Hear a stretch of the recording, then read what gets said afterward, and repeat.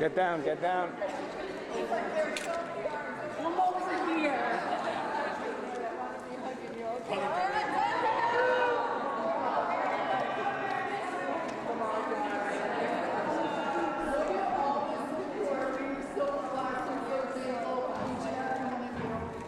you.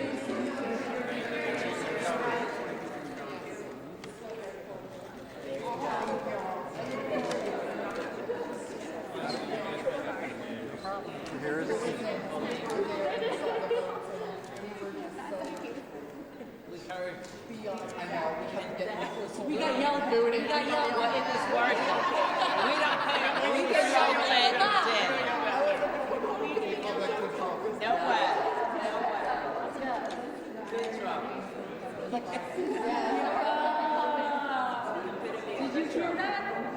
It was the irony of being told to be quiet. Okay.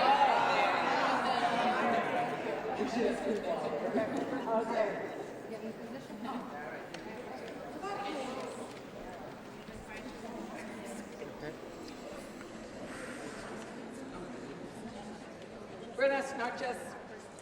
Good evening. Thank you, everybody, for coming here so that we could all give a collective group hug to the survivors and to thank them.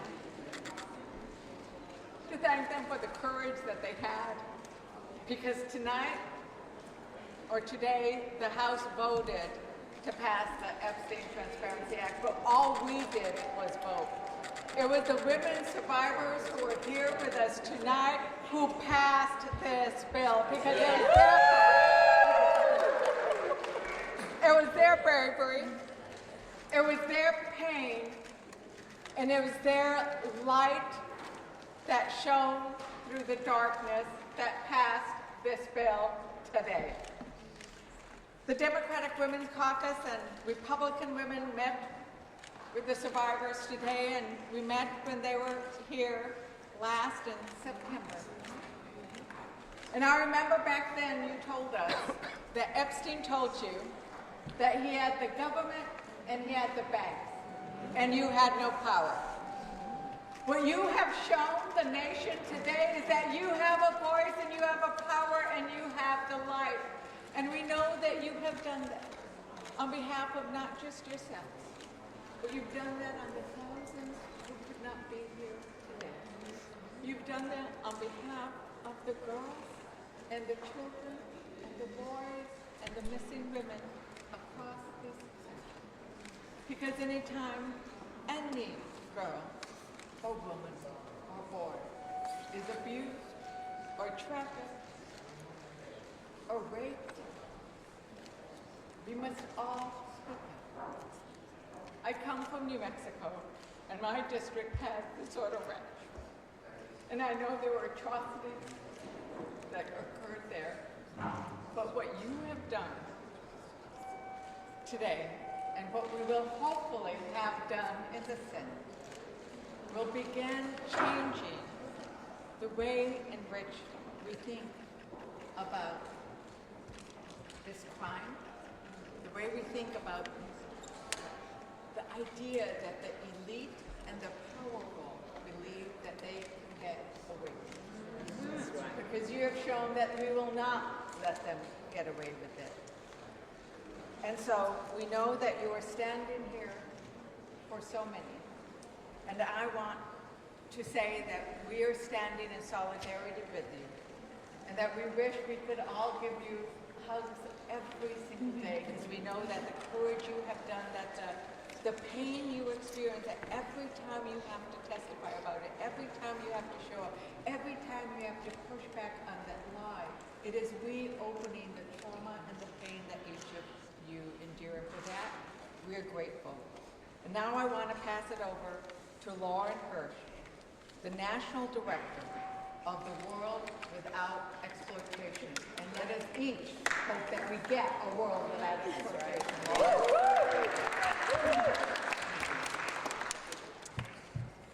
We are so immensely grateful to be here today with the Democratic Women's Caucus.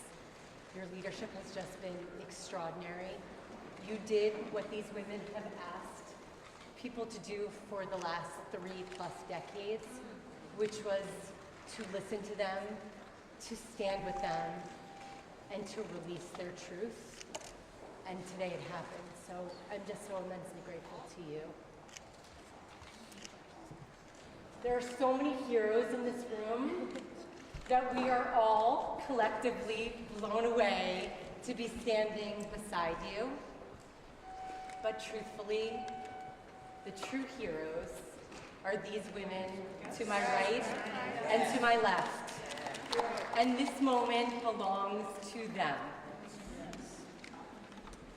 For decades, these survivors have fought tirelessly, relentlessly. So many people told them this will never happen. This is impossible. This is completely out of reach. Here's to their tireless fight. Because today, we are closer than ever, and it's almost sounding like we are really, really closer than ever if the Senate does their job tonight. So we urge them to do just that and to pass this legislation tonight. Is Christmas coming early? Haley, you can go home and decorate your tree and start celebrating. We hope, if the Senate does their job. To me, the most extraordinary part of this fight has been watching these incredible women come together. They come from different backgrounds, they come from different states, they're not a monolith, they have had different experiences, they even have different political beliefs, but they came together with one laser-focused goal, and that was to release all the files.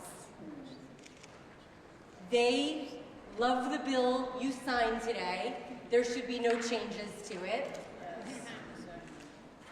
They are very confident that the bill that was signed today protects them adequately. We want redactions, but we want redactions for the victims, and that's what's in the bill. It is high time to hold accountable the powerful.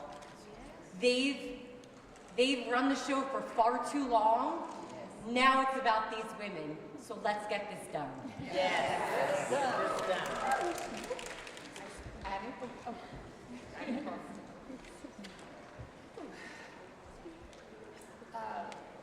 think it was about, well, not even a week ago maybe, that I was sitting in a TV studio hearing some men talk about what this next legislative process entailed and how it was really incredibly unlikely that we would ever make it to pass this point. Maybe we get the votes we needed in the House. And so I just think that the fact that we are here with a nearly unanimous vote today says so much, and that we are really about the power of people coming together and the power of women coming together. So I want to also express my gratitude to all the people sitting here behind us, that we have not been heard for so long, and I think the power of being heard and being recognized and being validated is incredibly healing. So thank you so much. Yes.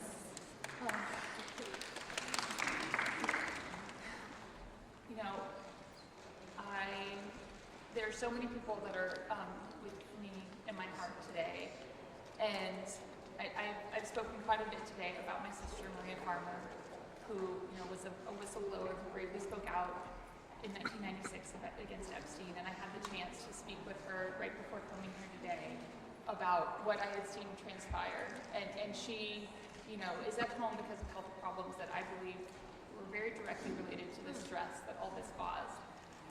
But she was full of joy hearing about what's happened and hearing that we are so close to being where we need to be to finally bring the light into the darkness of this case. But I, of course, am also thinking about others in this case, and we know that the harms that are caused by these types of traumas have long-lasting results, right? And there are people that are no longer with us, in part due to the trauma that they suffered because of this case. one of those women I've been thinking of today is Carolyn Adriano, who spoke out so bravely in the Maxwell trial, which I know as a witness in that case was an extremely stressful experience. And after that, she lost her life to, I think, issues related to this, to just the stress of all the trauma that she had been through in her life. And I think that's what people, sometimes don't understand about the lasting effects of these types of crimes. I've had the opportunity, the great privilege of my life as a psychologist to work with, people who have been victims of these types of crimes in all different settings. One of the most transformative experiences of my life was working with Native Alaskan women in rural Alaska, Yupik women, where there are very high rates of child sexual abuse and exploitation. And what I saw from them in terms of the courage and resilience of moving forward really inspired me. Long before I had ever spoken out in this case, right? And since then, doing therapy with women, I've seen so much of how the long-lasting impacts of these things. And so I am thinking about so many women as I am here today. And most of all, I'm thinking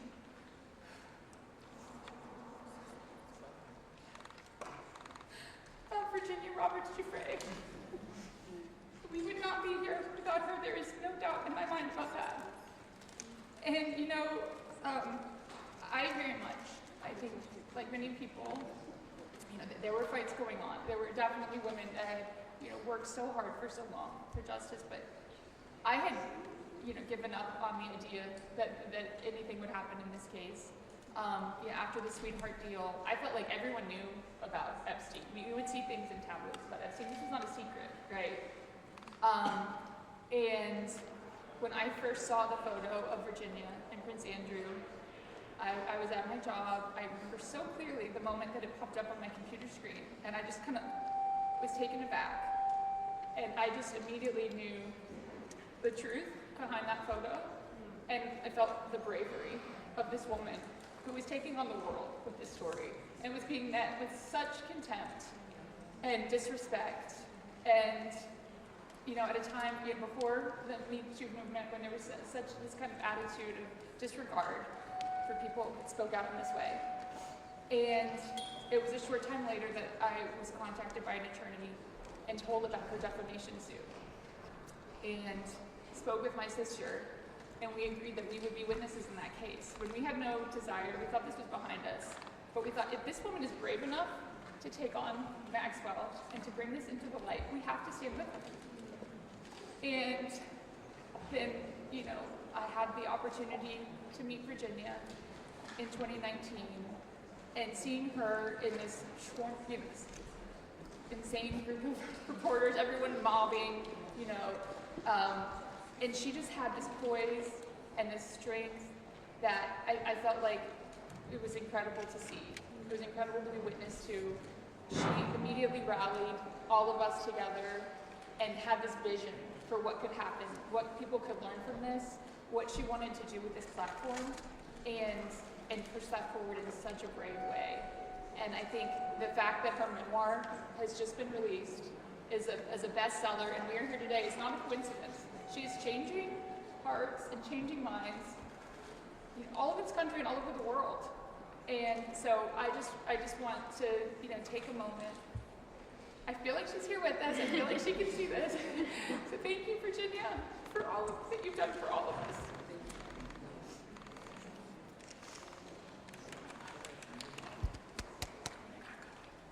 So,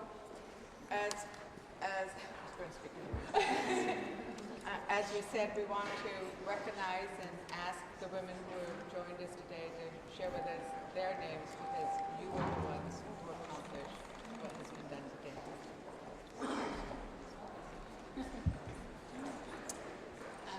Hello, and my name is Teresa J. Helmer.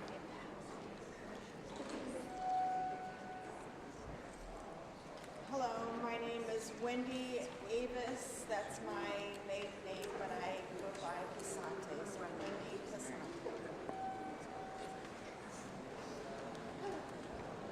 My name is Jenna Lisa Jones. My name is Mara Bloom McGee.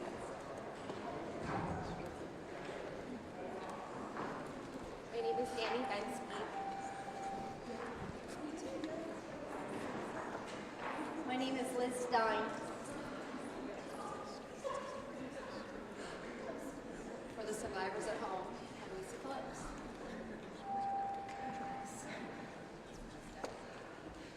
I'm Marina Lucerdo.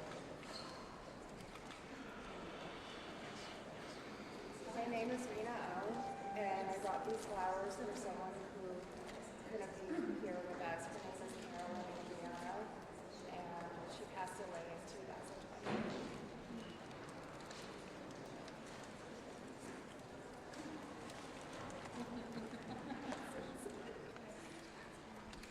And as many of us who are looking at our phones know that the Senate has passed the bill on a unanimous.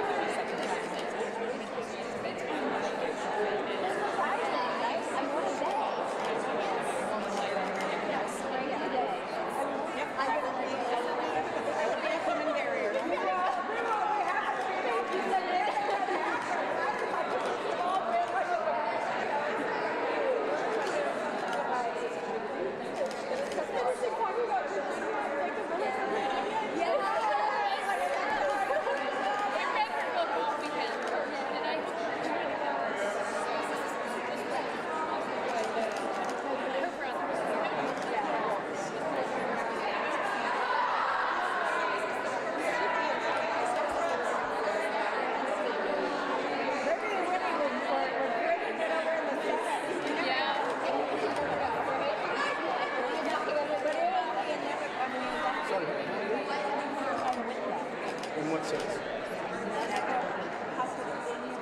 What did I do to you? Why are you calling me? Because I know how you've been today. That's why.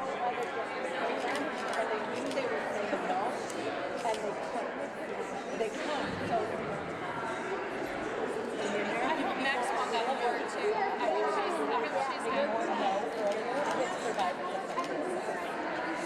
Sorry, it's a couple of I mean, do you have a rational exchange with anything, or are you just... Anytime he feel that he doesn't really want it? And they weren't allowed to say anything at all. They wanted to do it. That was